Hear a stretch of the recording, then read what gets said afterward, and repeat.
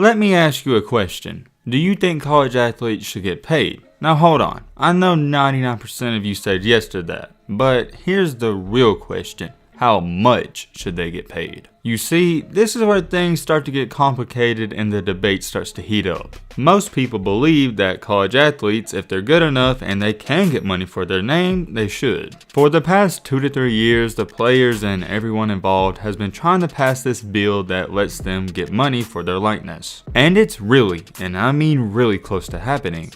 Or is it? It seems like every single year it continues to get pushed back and back farther than we even imagined. The reason for that is because it's not as simple as just handing a kid a check. There's a lot that goes behind it. Recently too, I happened to see an article that was released in April of 2021 that said that college athletes will get paid for their names, likeness, and image in the state of Alabama. When you hear those words that I just said, you would think, starting now, that athletes would be able to receive money, but no, they're not. There's still so many things that have to get signed and passed, it's almost incredible just to think about. And you want to know what's really sad about this? The Alabama lawmakers, quote unquote, said they only signed and passed this law because they didn't want the state to be in a recruitment disadvantage. So basically, in other terms, they didn't sign it because they wanted to, they signed it because they had to just to benefit the colleges. Alabama isn't the first state to sign this law, and they're not the last, but they're one of the most recent ones. The reason this is such a big problem is because this can affect a lot of things, and here's one of them.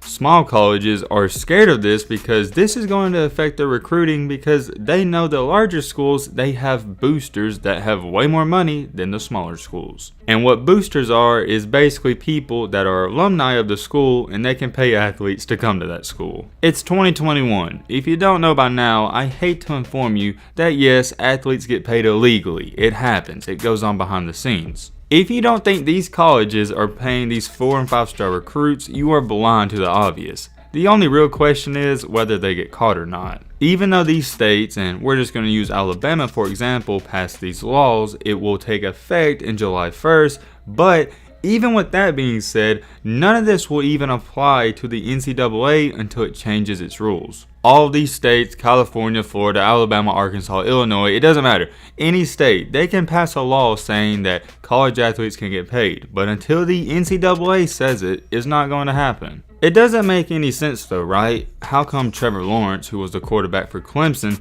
he can't get paid for a picture and him signing it, but the university can sell a t-shirt with his face on it and they can make money? Your top players in college football and college basketball are making these programs millions of dollars while they eat ramen noodles in their dorm. Doesn't really seem too fair. Yeah, they get a scholarship, but who cares? They're missing out on millions of dollars. Let's say this quote-unquote college athletics bill of rights does change. Here's where we face even more problems. Technically, going off of what they say, there would be a significant change to the distribution of money in college sports. The biggest impact though is that student athletes would get a cut of the profit from their revenue generating sport. But keep in mind, this isn't great news for all sports. This Bill of Rights only attains to the sports where they're making revenue and profit. And the only sports that meet those requirements are football, basketball, and baseball. So if the football, baseball, and basketball program they generate revenue, those profits will be split equally and shared amongst the athletes of that said sport. This is where things get even more interesting. You see how I said the profits are going to be shared and split equally between every player? That's a major problem. So if you have a guy averaging 45 points per game, 10 assists, 50 rebounds, he's going to get paid as much as a guy averaging 0 points per game. If you think that's not going to cause some controversy, you're wrong. Let's just be real with ourselves. If you watching this, if you was averaging 45 points per game and I was your teammate and we got paid the same amount of money, you would be a little mad, and rightfully so. I would even get mad. Why is the bum on the bench getting the same amount of pay as me when I'm putting in all this work and I'm bringing the fans in? That's why we haven't seen this taking place already, and none of it really makes sense because we know controversy with this is going to happen. The only obvious and clear-cut answer to me is that your best players, they get paid more money, and your worst players and your bench players, they don't get paid as much. So basically and theoretically, you get paid for your performance. But then you run into even more problems because you can see why that would make people mad. It's 2021, people are soft as bread now, so they're gonna get mad if the bench player's not getting paid as much as a starter. This is a perfect and prime example of a lose-lose situation. If this gets passed, and I don't even know if it will, but it's going to be bad, and I mean bad trouble and bad news. People are going to get mad because there's no way you can split and share this money evenly and make people happy. But hold on, it gets better. We gotta talk about this. Quote unquote, to the addition of the athletes getting that profit from their sport, every athlete will be allowed to sign brand deals and participate in endorsements. Which means if you're good and Nike or Under Armour wants you to represent their shoe, you could sign that deal. And then too, you could be in commercials and all that good stuff. That right there, that makes sense, and I could see how that would work. But I don't understand the part where you want to pay these athletes equally, because that's going to be a big mess. What I think is the only resort and the best option is the option we just talked about. If an athlete is good enough and Nike or Under Armour wants to sponsor them, pay them to wear their shoes, and pay them to be in commercials, that makes sense. A lot of people don't even tell you about this part, but it's more than just money. They're going to offer these athletes health care. That's where things start to get crazy, and I don't want to touch on that too much, but they said that they're going to open a medical trust fund that would be established to each athlete for up to 5 years. Basically, in English and other terms, it means if a player gets hurt, they're going to get some compensation or some money. As to when I'm speaking, it is supposed and estimated that we would see these effects take place as early as August in 2021,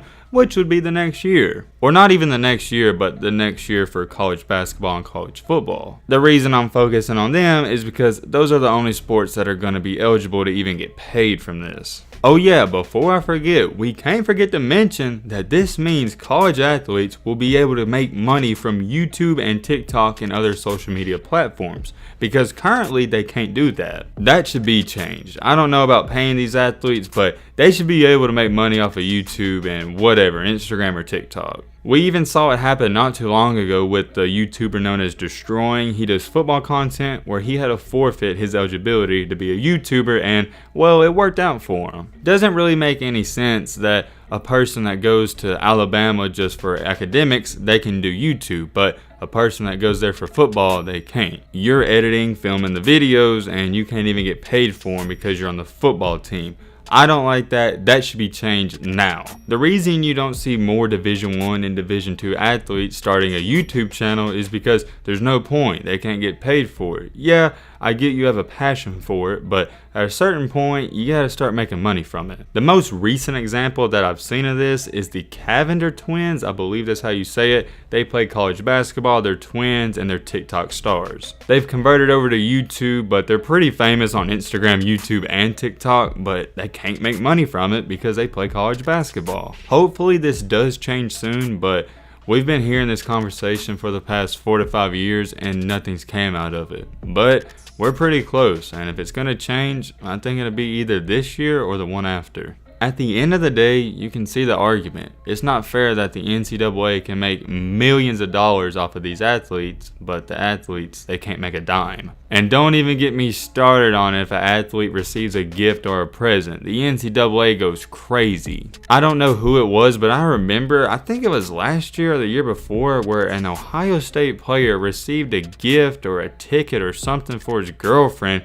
and the NCAA penalized them for it. So you can't even receive a present without them being on your case. Ridiculous. We're not here to criticize the NCAA because they are giving these athletes an opportunity, but some people don't agree with everything, and that's okay. I'm very curious. Let me know your thoughts on this situation down below. But with all that being said, that's my wrap up this video. I hope you guys enjoyed. Hope you guys learned something. If you're new to the channel, what are you doing? We're on the road to 1 million. We can't get there without you. Join the family. Hit that subscribe button. Peace.